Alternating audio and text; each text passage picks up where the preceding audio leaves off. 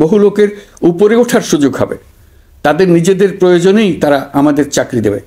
আগে যে কোনো জাহাজে চড়লে দেখতাম জাহাজের নাবিক চট্টগ্রামের কিংবা সিলেটের। বন্দরের কাজ একবার শিখে নিতে পারলে ভবিষ্যতে আমরা যে বন্দরে যাব না কেন দেখব সেখানে চট্টগ্রাম, নোয়াখালী, সিলেট আর বরিশালের লোক, বাংলাদেশের লোক। আমাদের বন্দর যদি আধুনিক হয় তা শুধু বাংলাদেশের অর্থনীতিতেই ভূমিকা রাখবে না, বরং আমরা নেপাল, ভুটান সহ পার্শ্ববর্তী সকল দেশের অর্থনীতিতে ইতিবাচক ভূমিকা রাখতে সক্ষম হব। এই বন্দরই হবে অঞ্চলের অর্থনীতির সমৃদ্ধির চাবিকাঠি। কুমিরা থেকে টেকনাফ পর্যন্ত নানা বন্দরের কর্মচাঞ্চল্যে সমগ্র উপকূল অঞ্চল দক্ষিণ এশিয়ার একটি গুরুত্বপূর্ণ অর্থনৈতিক প্রাণকেন্দ্র হিসেবে প্রতিষ্ঠিত হবে। এই পুরো অঞ্চলে অনেকগুলো শিল্পাঞ্চল গড়ে উঠবে শুধু সমুদ্রের সান্নিধ্য এবং তার ব্যবহারের দক্ষতার কারণে। তার সঙ্গে গড়ে উঠবে আরেকটি নতুন শিল্প, আধুনিক পদ্ধতিতে সমুদ্রে মাছ পালন, আহরণ ও প্রক্রিয়াজাতকরণের শিল্প। এটি আরেকটি নতুন জগৎ সৃষ্টি করবে। এই ব্যাপারে আমরা আমাদের বন্ধু দেশগুলোর সঙ্গে আলোচনা শুরু করেছি এবং তারা উৎসাহ সহকারে সাড়া দিয়েছেন। বন্দর ব্যবস্থাপনার জন্য আমরা যাদেরকে আনছি তারা পৃথিবীর যেসব দেশে কাজ করে সেসব কোনো দেশেরই সার্বভৌমত্ব, জাতীয় নিরাপত্তা হুমকির মুখে পড়েনি। আমি দেশবাসীর প্রতি আহ্বান জানাই, আপনারা নিজেদেরকে ভিত্তিহীন বিরোধিতা এবং অপপ্রচারের শিকার হতে দেবেন না। অন্তর্বর্তীকালীন সরকারের বন্দর ব্যবস্থাপনার উদ্যোগে আপনাদের দৃঢ় সমর্থন অব্যাহত রাখুন। যারা বিরোধিতা করছে তাদের প্রতিহত করুন। আপনারা জানেন আমাদের দেশে এখন 12 লক্ষ রোহিঙ্গা বসবাস করছে। প্রায় 1 লাখ রোহিঙ্গা এসছে 2023 সাল থেকে 2024 সালের সেপ্টেম্বর সময়কালে, যখন রাখাইন রাজ্যে ব্যাপক যুদ্ধাবস্থা বিরাজ করছিল। সেখানে চলমান সংঘাত ও মানবিক পরিস্থিতির কারণে এখনও অনেকে আসতে চেষ্টা করছেন। রোহিঙ্গাদের বাংলাদেশে আসা বন্ধ করতে এবং যারা ইতিমধ্যে বাংলাদেশে অবস্থান করছেন তাদের প্রত্যাবাসনের জন্য আমরা উদ্যোগ নিয়েছি। আমরা যখন দায়িত্ব গ্রহণ করেছিলাম তখন রোহিঙ্গা ইস্যুটিকে প্রায় মৃত অবস্থায় পেয়েছিলাম। আন্তর্জাতিক এজেন্ডা থেকে ইস্যুটি ঝরে পড়েছিল। সেই অবস্থা থেকে আমরা ইস্যুটিকে বিশ্ববাসীর দৃষ্টির সম্মুখভাবে নিয়ে আসতে পেরেছি। আমি গত বছর সেপ্টেম্বর মাসে জাতিসংঘ সাধারণ পরিষদে রোহিঙ্গা বিষয়ক একটি আন্তর্জাতিক সম্মেলন অনুষ্ঠানের আহ্বান জানিয়েছিলাম। আপনারা জেনে খুশি হবেন, জাতিসংঘের সকল সদস্য রাষ্ট্র এই বিষয়ে একমত হয়েছেন এবং তারা একটি উচ্চ পর্যায়ের আন্তর্জাতিক সম্মেলন আয়োজনের সিদ্ধান্ত নিয়েছে। এই বছর সেপ্টেম্বর মাসে যুক্তরাষ্ট্রের নিউ ইয়র্কে এই সম্মেলনটি অনুষ্ঠিত হবে। একই সাথে রোহিঙ্গাদের প্রত্যাবাসনের জন্য আমরা আন্তর্জাতিক জনমত গঠন করতে পেরেছি।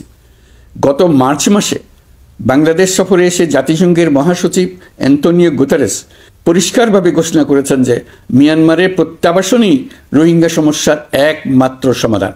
প্রত্যাবাসনের বিষয়ে আরেকটি বড় অগ্রগতি হচ্ছে মিয়ানমার সরকার কর্তৃক প্রত্যাবাসনযোগ্য রোহিঙ্গাদের সর্বপ্রথম তালিকা ঘোষণা।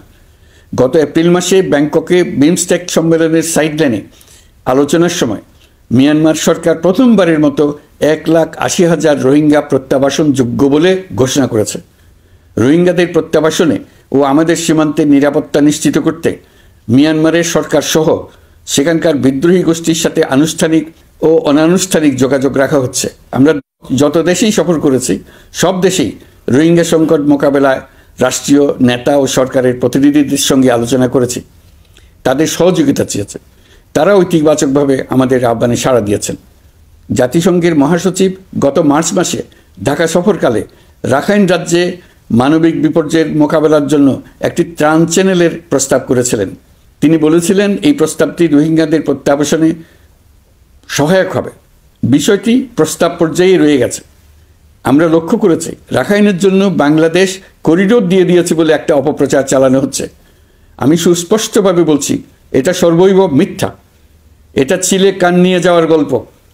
যারা অসত্য কল্পকাহিনী বানিয়ে বাংলাদেশের মানুষকে ক্রমাগত বিভ্রান্ত করে অশান্তি সৃষ্টিতে নিয়োজিত, এটা তাদেরই শিল্পকর্ম। আপনারা এ বিষয়ে হুঁশিয়ার থাকবেন, কোনোভাবেই বিভ্রান্ত হবেন না। এসব অপপ্রচার সত্ত্বেও আমরা লক্ষ্যচ্যুত হব না। এই জটিল সমস্যাটি সমাধানে আমাদের কাজ চালিয়ে যাব।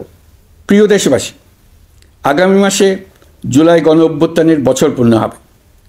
যাদের আত্মত্যাগের কারণে এই অভ্যুত্থান সম্ভব হলো, আমরা তাদেরকে এবং তাদের পরিবারকে প্রতি মুহূর্তে আমাদের দৃষ্টিতে রেখেছি। তাদের জন্য নানা কর্মসূচি আমরা বাস্তবায়ন করে চলেছি। এখন পর্যন্ত 834টি শহীদ পরিবারের মধ্যে 630টি শহীদ পরিবারকে 10 লক্ষ টাকা করে 63 কোটি টাকার সঞ্চয়পত্রের জন্য ব্যাংক চেক দেওয়া হয়েছে। অবশিষ্ট যারা আছেন তাদের ওয়ারিশ নির্ধারণ সংক্রান্ত বিষয়গুলি নিষ্পত্তি সাপেক্ষে সঞ্চয়পত্র দেওয়া হবে। এর পাশাপাশি গণ অভ্যুত্থানে আহত প্রায় 12,500 জনকে 106 কোটি টাকা দেওয়া হয়েছে।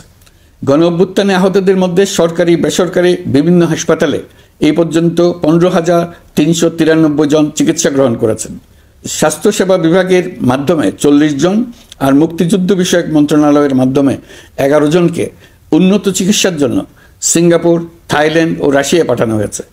তাদের চিকিৎসা বাবদ এই পর্যন্ত সরকার 61 কোটি টাকা ব্যয় করেছে এবং এই ব্যয় অব্যাহত আছে। আরও 28 জন জুলাই যোদ্ধাকে উন্নত চিকিৎসার জন্য সিঙ্গাপুর, থাইল্যান্ড ও তুরস্কে পাঠানোর প্রক্রিয়া চলছে। এখন পর্যন্ত বিভিন্ন হাসপাতালে চিকিৎসাধীনদের যুক্তরাজ্য, যুক্তরাষ্ট্র, ফ্রান্স, সিঙ্গাপুর, থাইল্যান্ড, চীন, মালয়েশিয়া ও নেপাল থেকে 26 জন বিশেষজ্ঞ চিকিৎসক এসে বিনামূল্যে চিকিৎসা দিয়েছেন। এই চিকিৎসকবৃন্দ শুধু যাতায়াত খরচ গ্রহণ করেছেন, এর বেশি কিছু তারা গ্রহণ করতে চান নাই। আমরা তাদের প্রতি কৃতজ্ঞ। এই পর্যন্ত শহীদ পরিবারগুলোকে সঞ্চয়পত্র প্রদান, আহত ব্যক্তিদের চিকিৎসা ও চেক প্রদান বাবদ সরকার মোট 285 কোটি টাকা ব্যয় করেছে। প্রিয় দেশবাসী, আমি শুরু থেকেই বলেছি, পতিত স্বৈরাচার বাংলাদেশকে যেভাবে ধ্বংসস্তূপ বানিয়েছে, সেখান থেকে নতুন করে যাত্রা শুরু করতে হলে ন্যূনতম 3টি আবশ্যিক কাজ সম্পন্ন করতে হবে। প্রথমত, বিচার ও জবাবদিহিতা প্রতিষ্ঠার উদ্যোগ দৃশ্যমান করে তোলা।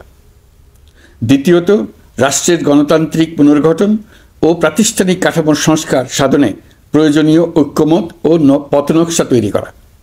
তৃতীয়ত, একটি অবাধ, সুষ্ঠু ও শান্তিপূর্ণ নির্বাচন আয়োজন করে ক্ষমতা হস্তান্তরের গণতান্ত্রিক প্রক্রিয়া সম্পন্ন করা। এই লক্ষ্যে ধ্বংসপ্রাপ্ত নির্বাচন ব্যবস্থাকে স্থায়ীভাবে সংস্কার করা। এই 3টি ম্যান্ডেট হচ্ছে দেশবাসীর সাথে আমাদের চুক্তি। 24-এর শহীদের রক্তে ভেজা এই চুক্তি আপনাদের সার্বিক সমর্থন, আস্থা ও সহযোগিতা নিয়ে এবং পতিত শক্তি ও তার দোসরদের সৃষ্ট সকল বাধা বিপত্তিকে পরাভূত করে আমরা সম্মিলিতভাবে বাস্তবায়ন করতে সক্ষম হব বলে আমার দৃঢ় বিশ্বাস। গত বছর জুলাই-আগস্ট মাসে সংঘটিত হত্যাযজ্ঞ সহ বিগত 16 বছরের গুম, খুন, নির্যাতনের সত্য উদ্ঘাটন এবং আর্থিক খাতের সীমাহীন দুর্নীতি, অনিয়ম ও অপরাধের বিচার প্রক্রিয়া আমরা শুরু করেছি। মানবতা বিরোধী অপরাধের বিচারের জন্য আন্তর্জাতিক অপরাধ ট্রাইব্যুনাল গঠনের পর প্রসিকিউশন টিম গঠন ও তদন্ত কর্মকর্তা নিয়োগের পাশাপাশি বিচারিক কার্যক্রম পরিচালনা প্রক্রিয়াধীন ছিল। যত দ্রুত সম্ভব বিচার কাজ শুরুর ব্যাপারে আমরা আশাবাদী ছিলাম। আপনারা জানেন, জুলাইয়ে সংঘটিত হত্যাযজ্ঞের বিচার ইতিমধ্যে শুরু হয়ে গেছে। বিচার কাজ যেন দ্রুত গতিতে সম্পন্ন হয়, সেজন্য সরকারের পক্ষ থেকে যত রকম সহযোগিতা প্রয়োজন আমরা তা দিচ্ছি। বিচারের জন্য আন্তর্জাতিক অপরাধ ট্রাইব্যুনালের এজলাস কক্ষ ডিজিটাল প্রযুক্তিতে সমৃদ্ধ করা হয়েছে। ইতিহাসে প্রথমবারের মতো কোনো বিচার পর্ব আদালতের অনুমতিক্রমে সরাসরি কিংবা রেকর্ডকৃত পদ্ধতিতে গণমাধ্যমে প্রচারিত হচ্ছে। আমরা বিশ্বাস করি এতে করে বিচার বিভাগের প্রতি মানুষের আস্থা বাড়বে, বিচার নিয়ে অপপ্রচার বন্ধ হবে। প্রসিকিউশন বলছে, বিগত সরকার পতনের পর তাদের আজ্ঞাবহ ব্যক্তিরা বিভিন্ন গুরুত্বপূর্ণ সাক্ষ্য প্রমাণ বিনষ্ট করার চেষ্টা করেছে। থানা, হাসপাতাল সহ গুরুত্বপূর্ণ স্থানের দলিলপত্র পুড়িয়ে বা লুকিয়ে নষ্ট করার চেষ্টা করা হয়েছে। বিভিন্ন অপরাধমূলক স্থাপনার আকার, আকৃতি, দেয়াল ইত্যাদি ভেঙে এবং বিকৃত করে প্রমাণ লুকানোর চেষ্টা করা হয়েছে। বিভিন্ন ডিজিটাল এভিডেন্স যেমন ভিডিও, অডিও, ইন্টারনেট ডেটা, যেগুলো ডিলিট বা ধ্বংস করার চেষ্টা করা হয়েছে, তদন্ত কর্মকর্তারা সর্বাধুনিক প্রযুক্তি ব্যবহার করে সেগুলো রিকভার এবং রেস্টোর করার কাজ করছেন। এই কাজে আমরা দেশবাসীর কাছেও সহযোগিতা কামনা করছি। স্বৈরাচারী সরকারের আমলে গত 16 বছরে রাজনৈতিক ভিন্নমত দমনের জন্য বিপুল সংখ্যক মানুষকে গুম করা হয়েছিল। এই মানুষগুলোকে এমন সব বন্দিশালায় আটকে রাখা হয়েছিল যাদের কোনোটির আয়তন ছিল মাত্র 3 ফিট বাই 3 ফিট। গুমের ঘটনা তদন্ত ও এই ভয়াবহ অপরাধের সঙ্গে যারা জড়িত তাদের বিচারের জন্য একটি স্বাধীন গুম সংক্রান্ত কমিশন নিরলসভাবে কাজ করে যাচ্ছে। তারা গুমের এমন এমন রোমহর্ষক ঘটনা আবিষ্কার করেছে যা নিষ্ঠুরতার চূড়ান্ত সীমা ছাড়িয়ে গেছে। মানুষকে পেট কেটে সিমেন্টের বস্তা ঢুকিয়ে নদীতে ডুবিয়ে দেওয়া হতো, ইঞ্জেকশন দিয়ে অজ্ঞান করে জ্বলন্ত ইটভাটায় নিক্ষেপ করা হতো, ট্রেন ও গাড়ির নিচে ছুঁড়ে ফেলা হতো। কমিশন এখন পর্যন্ত 2টি অন্তর্বর্তীকালীন প্রতিবেদন জমা দিয়েছে। তারা এখনও প্রতিনিয়ত নতুন নতুন অভিযোগ পাচ্ছে। ইতিমধ্যে গুমের তদন্ত কার্যক্রমের জন্য ঢাকা শহরের 3টি, চাঁপাইনবাবগঞ্জ ও বগুড়া জেলায় 3টি গুমের কেন্দ্র পরিদর্শন ও সাক্ষ্য গ্রহণ করা হয়েছে। তদন্ত কাজে মানুষের সম্পৃক্ততা বাড়াতে বিশ্ববিদ্যালয়, মাদ্রাসা পর্যায়ে গণশুনানি গ্রহণ করা হয়েছে। মোট 8 শতাধিক শিক্ষার্থী, শিক্ষক, সাধারণ মানুষ গণশুনানিতে অংশ নিয়েছেন। গুম সংক্রান্ত বেশ কিছু অভিযোগ ইতিমধ্যে আন্তর্জাতিক অপরাধ ট্রাইব্যুনালের তদন্ত সংস্থার কাছে জমা হয়েছে। এছাড়াও এই সংক্রান্ত একটা আইন প্রণয়নের কাজ প্রায় শেষ পর্যায়ে আছে। অল্প কিছুদিনের মধ্যেই এটি চূড়ান্ত হবে বলে আশা করছি। গত 16 বছর ধরে এদেশের প্রতিটি স্তরে অপরাধ, অনিয়ম, দুর্নীতির ভাইরাস ছড়িয়ে পড়েছিল। এই রোগাক্রান্ত রাষ্ট্র ব্যবস্থাকে রোগমুক্ত করে জনগণের কল্যাণমুখী করতে হলে আমাদের রাজনৈতিক দলগুলোর সক্রিয় অংশগ্রহণ জরুরি। আমরা দায়িত্ব নেবার পর থেকেই রাজনৈতিক দলগুলোর সাথে নিয়মিত যোগাযোগ রেখেছি।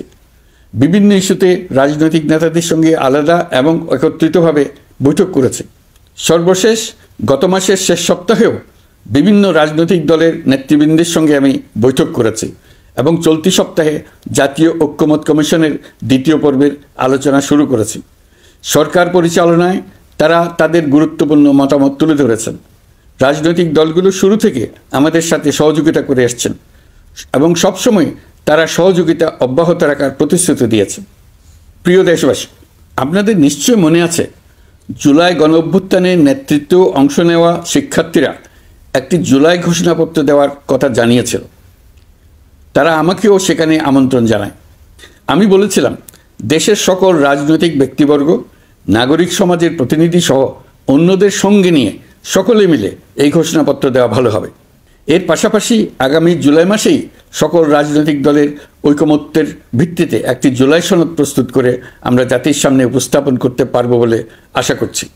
এই জুলাই সনদ হলো একটি প্রতিশ্রুতি, একটি জনকল্যাণমুখী রাষ্ট্র নির্মাণের জন্য সংস্কার কমিশন যে প্রস্তাবগুলো দিয়েছে সেগুলোর মধ্য থেকে রাজনৈতিক দলগুলো যে কয়টিতে একমত হয়েছে তার তালিকা থাকবে এই সনদে।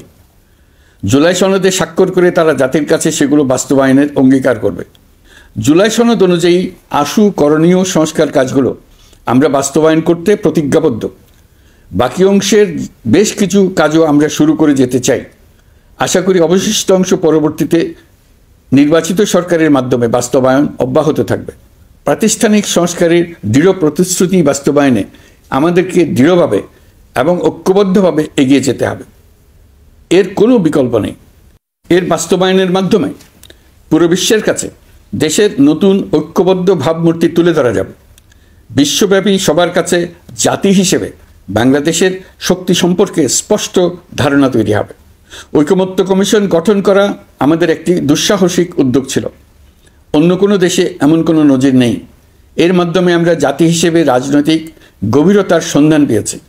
রাজনৈতিক ঐক্যে পৌঁছার জন্য ঐকমত্য কমিশনের সঙ্গে সকল দলের দলগত প্রস্তুতি, ঘন্টার পর ঘন্টা কমিশনের সঙ্গে ঐকান্তিক আলোচনা, জাতীয় লাইভ টেলিভিশনের সামনে সকল দলের ঐকমত্যে পৌঁছার একান্ত প্রয়াস আমাদের রাজনৈতিক ইতিহাসে স্মরণীয় হয়ে থাকবে। এই কমিশনের চেয়ারম্যান হিসেবে আমি সকল রাজনৈতিক দলের কাছে তাদের সীমাহীন ধৈর্য এবং কমিশনের প্রতি তাদের সহযোগিতা এবং সৌজন্য প্রকাশের জন্য জাতির পক্ষ থেকে ধন্যবাদ জানাচ্ছি।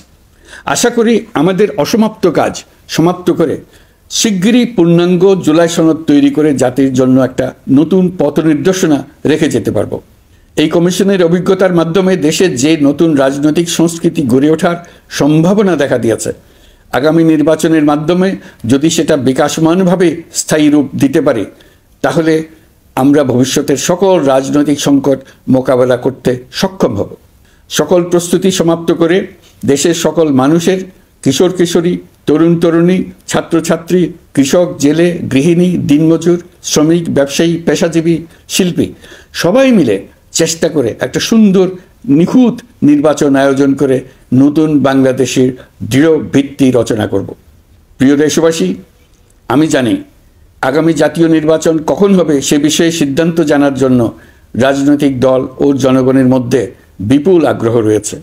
আমি বারবার বলেছি এই নির্বাচন ডিসেম্বর থেকে আগামী বছরের জুনের মধ্যে অনুষ্ঠিত হবে। এই সময়ের মধ্যে দেশের নির্বাচন উপযোগী পরিবেশ সৃষ্টির জন্য যা যা করা দরকার সরকার তাই করছে। এখানে মনে রাখা জরুরি, বাংলাদেশ স্বাধীনতার পর থেকে যতবার গভীর সংকটে নিমজ্জিত হয়েছে তার সবগুলোরই প্রধান কারণ ছিল ত্রুটিপূর্ণ নির্বাচন। ত্রুটিপূর্ণ নির্বাচন প্রক্রিয়ায় বারবার ক্ষমতা কক্ষিগত করার মধ্য দিয়ে একটি রাজনৈতিক দল বর্বর ফ্যাসিস্টে পরিণত হয়েছিল।